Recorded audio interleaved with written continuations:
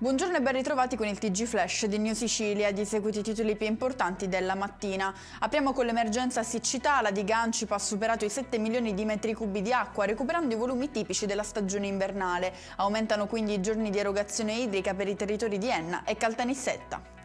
Tragedia a Cefalù, nel Palermitano, dove 4 turisti tedeschi sono stati intossicati da monossido di carbonio in una villa. Uno di loro, un uomo di 36 anni, ha perso la vita, altri 3 sono stati trasportati in codice rosso in ospedale.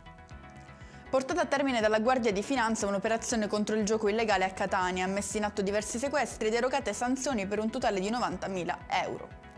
Restiamo a Catania con un maxi sequestro di bombe fai da te denominate Sinner. Oltre 700 gli ordigni artigianali sequestrati prima di essere venduti in strada. Sono finiti in manette gli artefici del piano criminale, un 36enne e un 38enne della provincia etnea.